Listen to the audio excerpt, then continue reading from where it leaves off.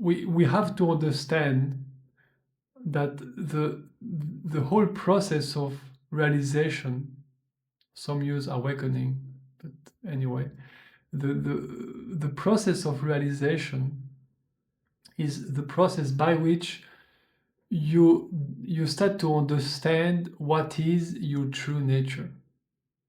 So the process is really a self exploration. You explore yourself. So it's a process of self-realization. So you would ask, but I always feel like something. I always feel like someone. So why are we speaking about a process of self-realization of what I am if I already feel like I am someone? So the another way to that we can speak about that is the process by which you disidentify with what you are not, and you start to realize what you are. So at the beginning, we believe that we are the world, that I am the job that I am working at, I am the money that I receive, I am the role that I play. I'm a mother, I'm a son, I'm a father, I'm my uncle, I am the roles of the family. I am a citizen of this country or this country. So I identify with the words, with the world out there. Like I am literally the role that I'm playing in this world.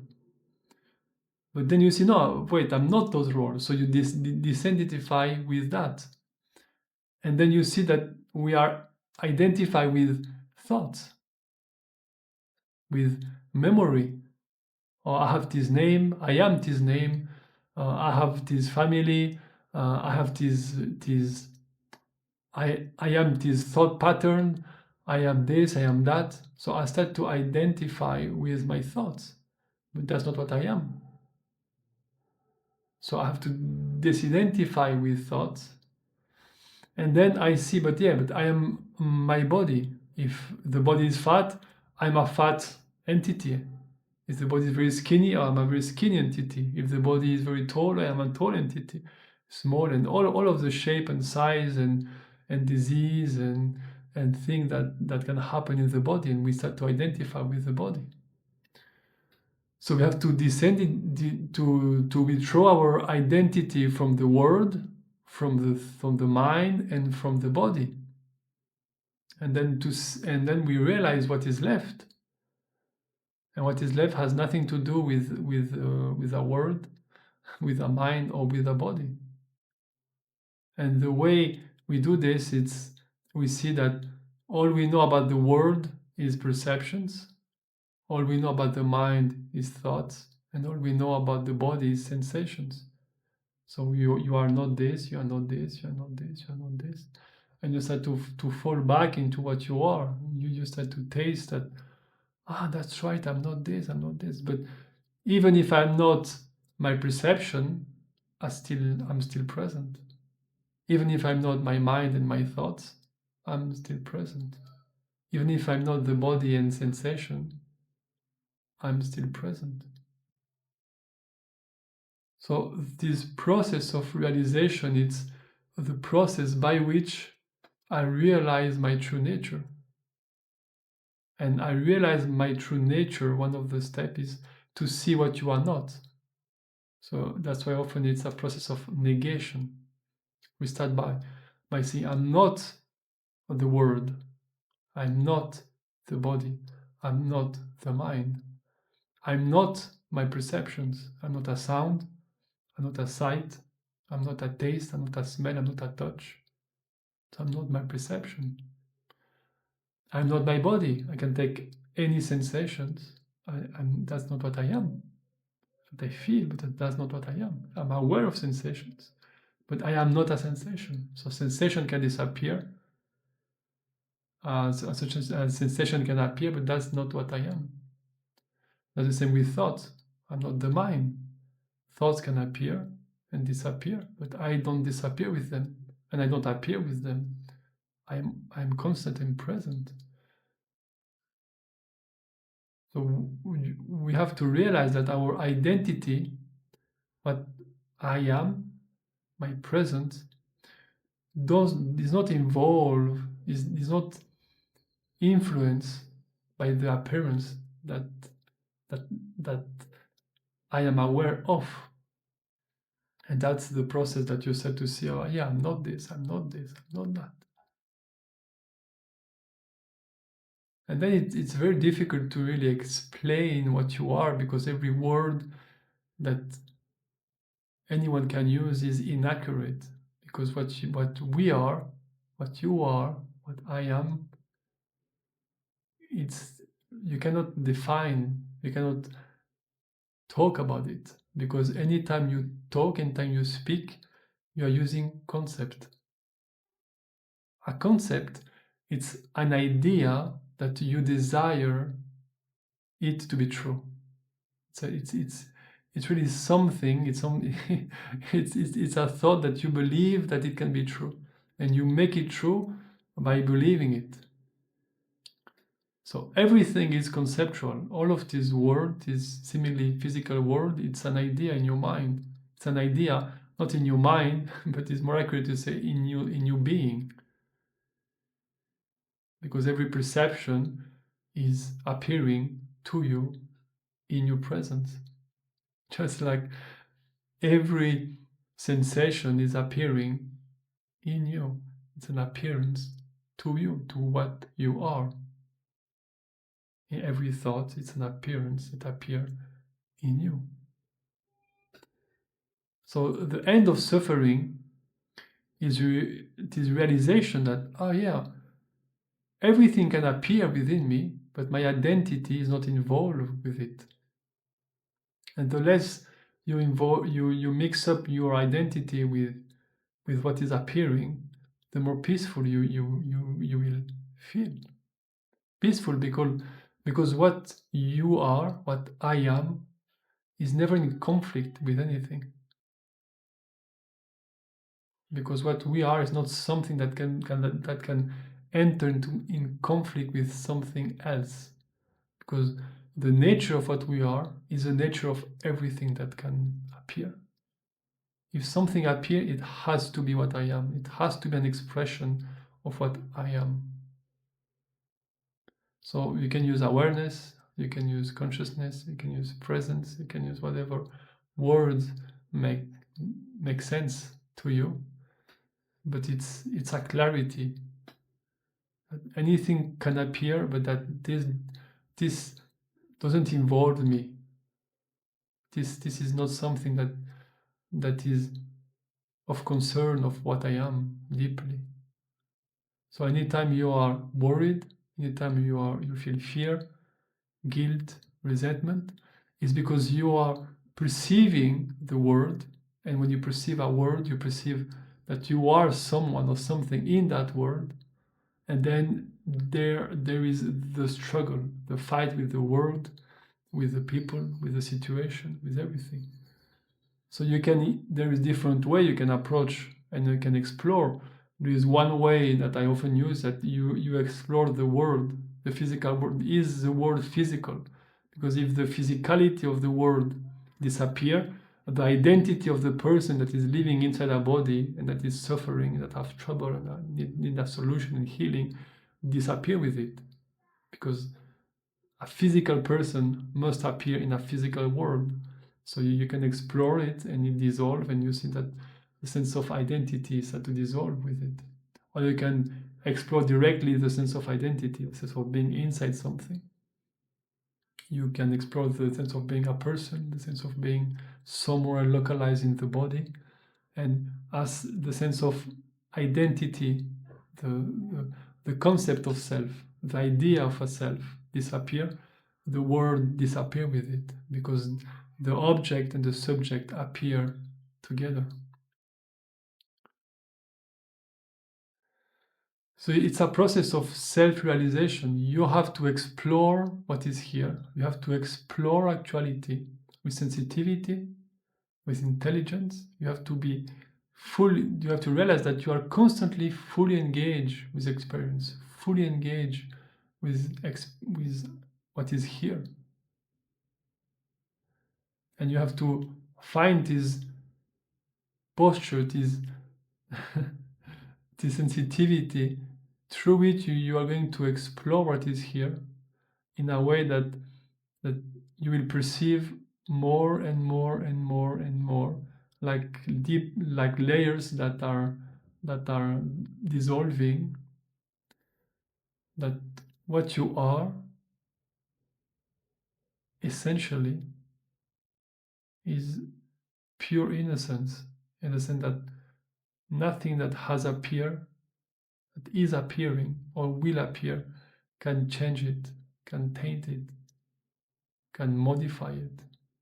It is peaceful because there is no conflict. Just like the space is not in conflict with anything that is arising within it. If there is a star exploding somewhere in the universe, the space is not fighting the explosion. The space itself is not fighting anything. And what we are, the awareness that we are, is not in conflict with any phenomenon, with anything. So in that way, it is peace itself. And it is also the peace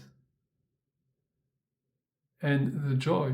It is joyful because everything can appear,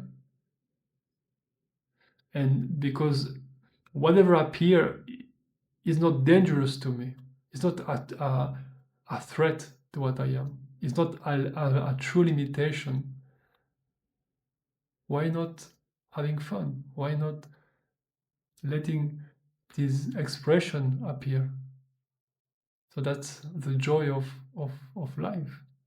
The possibility of any possibility appear, but it's a joy because this doesn't mean anything to me. It doesn't change my value. It doesn't change my eternity. It doesn't alterate any of my quality as awareness. So there is joy in this expression. There is joy in experience, and experience stop being something that you want to get something from, and it start to be something that is an expression of what you are. So it is the end of seeking, because you see that experience itself, whatever it is already the expression of what you are. It's already perfect because you are perfect, because I am perfect. It's already joyful because joy is the essence from which experience can arise. And that's independent of the way that part of the the mind is interpreting experience. That's independent of that.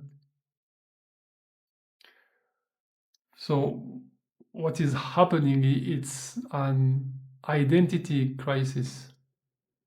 We believe we are something that we are not, and we are suffering the consequences of that belief. And then the error, the confusion, is to start seeking a solution from the erroneous identity. That's the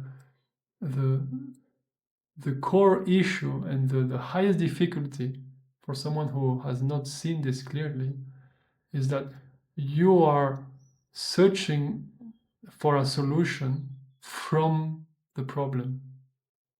You don't see that the belief of being an individual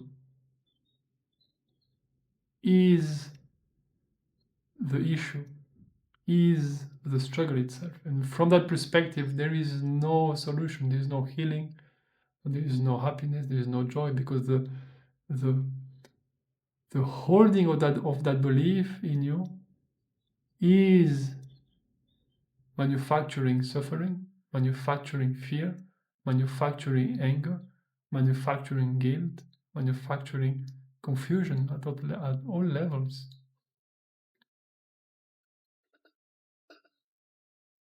So it is very simple when you perceive the problem from the solution. It's not even that. When you perceive the problem from the solution, there is no problem. There is no issue. So that's the struggle for the people who are seeking, the people who are suffering, the people who feel overwhelmed with problems and human existence, because we take ourselves to be something that we are not. We take the problem, the difficulty that an individual have, and we say, this is my problem, this is my issue, I have to solve it.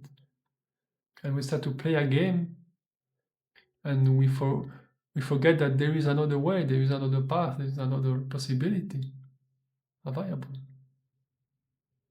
This possibility is to start to understand what you are, not what you believe, but that you are. You have to start to see that you are not the world, whatever image the world is reflecting to you. You are not the body, because you are not a sensation. And you are not the mind, because you are not a thought. And the more you see this, the more peace, joy, and happiness will appear naturally. And they will be independent from what happened in the world, what happened in the body, and what happened in the mind. Because happiness is what you are, joy is what you are, and love, you can only love yourself. You can never love anything else. Because love, it's an absence of separation. Love is not, I love someone, I love something, I love an object, I love something out there. No, the out there, the sense of being separated from something, that's the lack of love. Love is the recognition that I am one with that. So there is no real not two. And love is what I am, because all there is awareness everywhere. The awareness from which you are hearing those words is the same awareness that is speaking those words.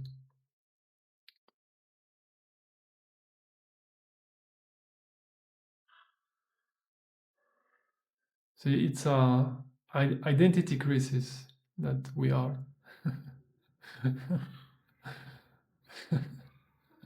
We believe we are something that we are not. That's very simple. The difficulty is we want to be relieved. We are searching, we are inquiring from that confusion, and that's where often the sense of liberation feel like it's endless. That I'm always trapped, because I'm always perceiving from the confusion. But when you start to perceive from clarity, everything will become more and more clear. And you see that there is only clarity, there is nothing else.